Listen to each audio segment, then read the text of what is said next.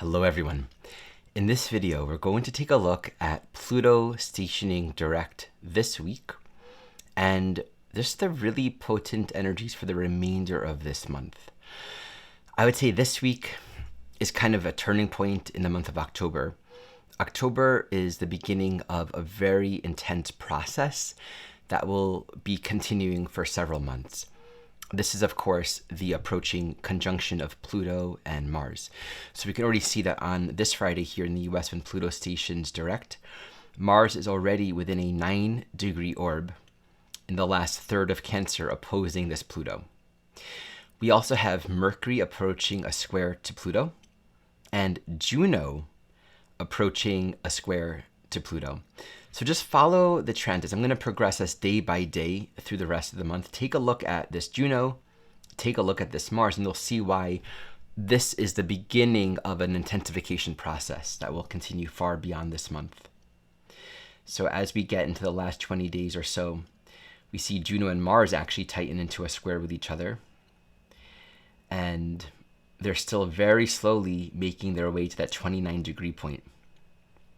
Right here at the very end of the month. You can even say the 31st of October, 1st November, 29 degrees Capricorn, 29 Libra, 29 Mars, right?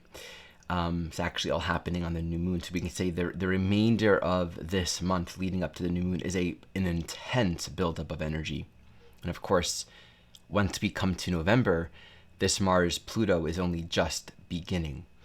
So this is kind of the beginning of something that many astrologers have been speaking about for quite some time, the importance of this Mars-Pluto opposition. I'm going to speak to the meaning of Pluto stationing direct, the meaning of Mars and Pluto moving into their first opposition. They're really in orb now, right? So the energy is alive now. And Juno being so important right now. We're going to think of this Pluto stationing direct as sort of the ground for all of this, because the movement of Pluto, its retrograde and its direct motions, are different waves and currents in this evolutionary process. When Pluto stations direct, there's a lot of deep psychological energy being focused in our lives towards where there needs or wants to be a greater clarification of soul agency and empowerment, which really can just in general, anytime Pluto stations direct, and the time, like right now, leading up to that stationing, can really emphasize a lot of psychological stress. Where are there the entanglements? Where do we feel stuck or entrapped by conditions and we don't know how we can make different choices? You know, stationing direct with any planet isn't necessarily empowering. It just says there wants to be an integration of clarity to then move forward and begin a new momentum forward. But with Pluto in particular, it takes a lot of deep inner looking. And there are two things to say. When Pluto, which moves really slowly, is at this 29 degree for a long time. It's practically not moving a few weeks before the stationing, a few weeks after the stationing. It's so focused right there on that culminative point. You know, it's not even more than 22 minutes from Capricorn. It's less than half a degree into Capricorn, into Aquarius. So it's less than half a degree from Aquarius into Capricorn. It's so culminative. So this focusing of energy, the still point, is like a consciousness being directed deeply, deeply, deeply towards this Plutonian evolutionary process.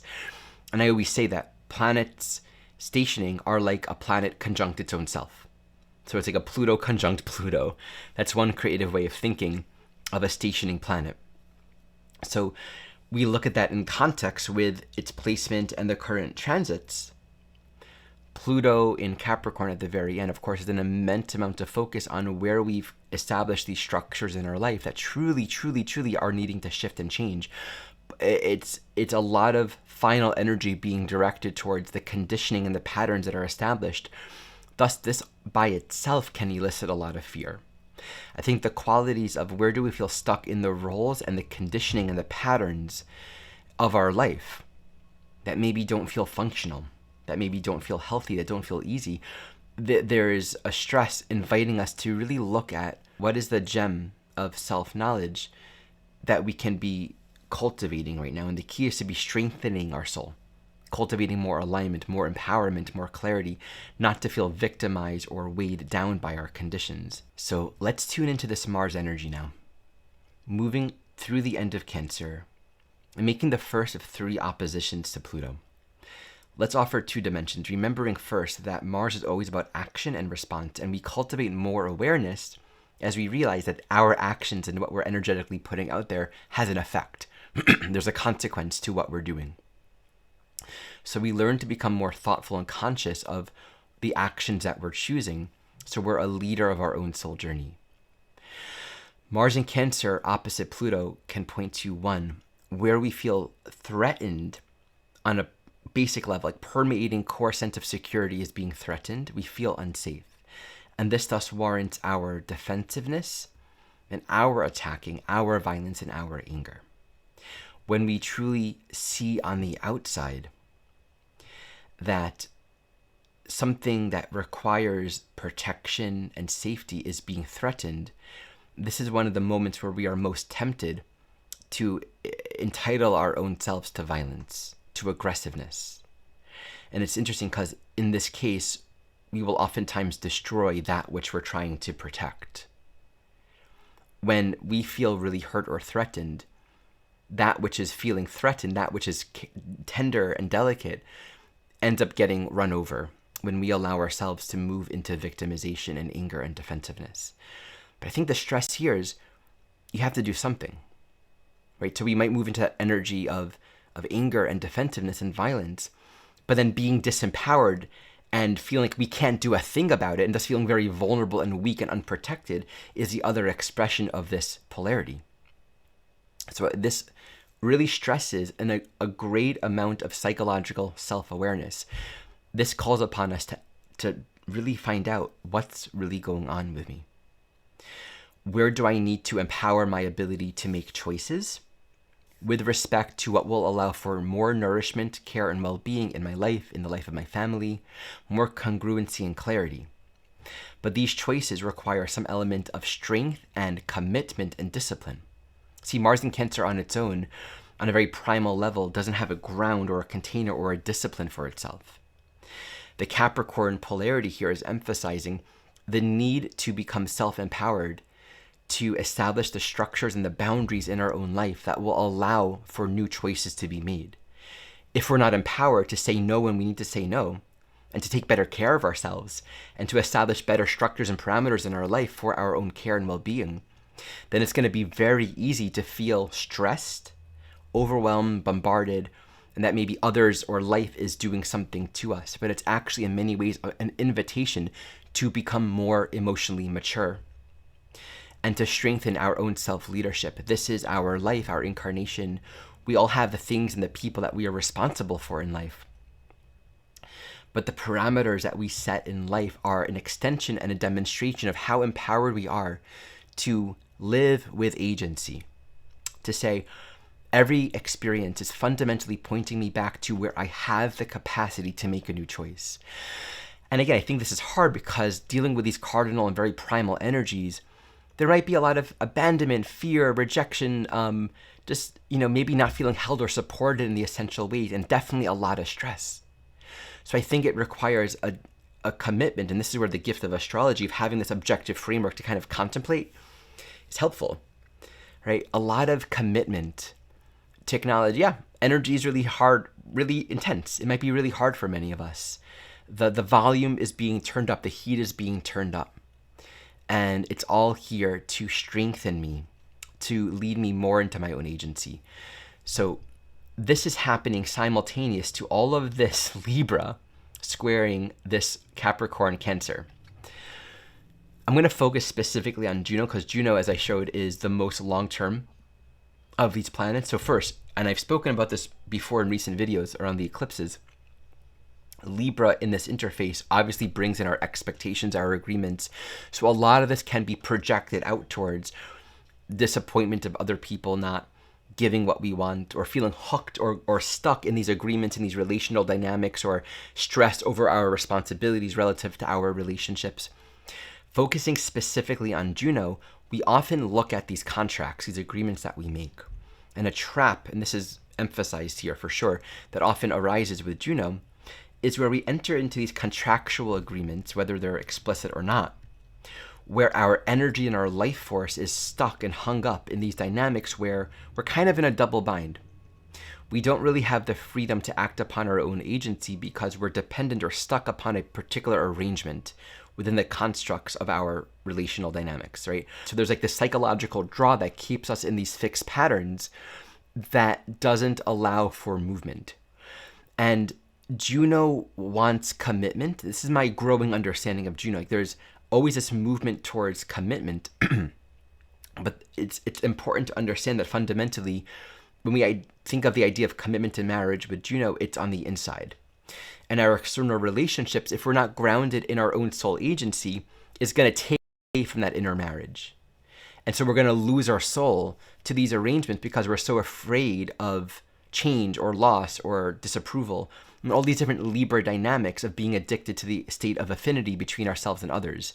And this can be in romantic relationships, I think in particular with the Pluto and Capricorn involved, also your professional relationships. And fundamentally, Mars in Cancer, are you taking care of yourself? You know? Again, this can really bring up a strong sense of things are out of balance or unpolarized, but also a potential calling for us to get really clear with ourselves. Are we in integrity? Are we making the agreements that feel in alignment with our own soul agency? What is it like to make adjustments in our relationships and in our agreements, and to hear the realities of other people, to really be committed to a state of inner balance and to extend that outward, and to really want that we're all well, that we're all cared for. This might mean a lot of change. I'm going to be speaking soon and posting this week, another talk with my friend Sol on Ceres, which again is squaring all of that Libra, still squaring the nodes, moving towards Pluto. This does very much speak to a shift in the reliable structures and forms that we're familiar with. There might be a rearrangement happening as Ceres is moving towards Pluto. And I think these energies in total really speak to the possibility and the need to be mindful of where we can get stuck in perceiving that someone out there is the enemy, whether it's a political group or a group of people or someone else is doing something to take our power away, or, you know, there can be a lot of projections and things that are uncomfortable that come up in our relationships. To be committed to what we desire most. And sometimes on this journey, we don't get our needs met, right? Like, what we want isn't always the key. And, you know, Mars-Pluto is like ultimately Mars-Pluto, we can think of it on the highest level as the exhaustion of desire. Things come up, we got to play them out or engage or work with it or integrate it in some way, but it has to, like, I think of Mars relative to Pluto as a self-cleaning oven. So we just have to play out these impulses or find a way to move them through our system. But then there's something else beyond that. And so we can make it messy. And again, we don't want to repress, but if we're just too instinctive and reactive, it just creates a lot of mess. And we'll look at these transits. Is that how we want to be with this time?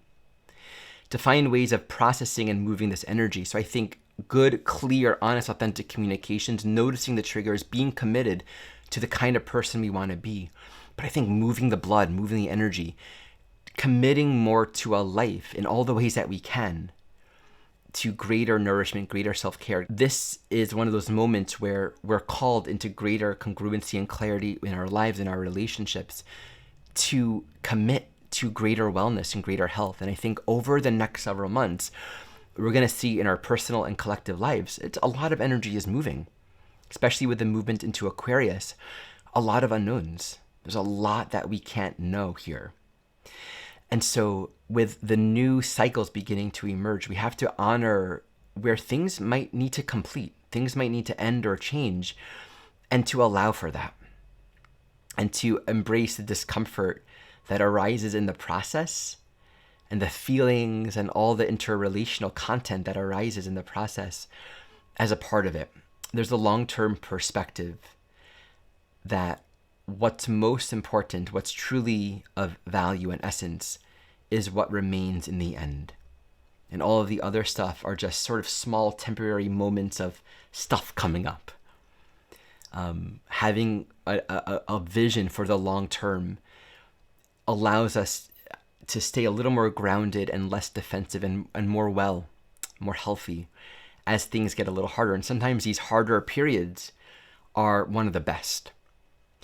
because it triggers and makes very evident the content of our soul work. And well, what a blessing. Sometimes I'd rather feel triggered and angry or uncomfortable than not, than just sort of coasting along. The former often inspires me to recommit and reconnect with my practice, with what's most important, with why I'm here, because I have to. It's like I have to be more committed to my soul path during those moments. But when things aren't really triggering, sometimes it's easier to not put as much effort, you know? Sometimes the quality of my life, paradoxically, is enhanced when things are intense. And I'm not saying that it has to be that way. Ideally not. But there's oftentimes a little bit of a blessing if we can think of it that way. All right, that's my brief overview of this Pluto stationing direct and the greater Plutonian context over the rest of this month, leading us into the next several months into the future. I have this coming Sunday, the 13th of October, at 11 o'clock a.m. Pacific, a free intro class to planets that square the lunar nodes.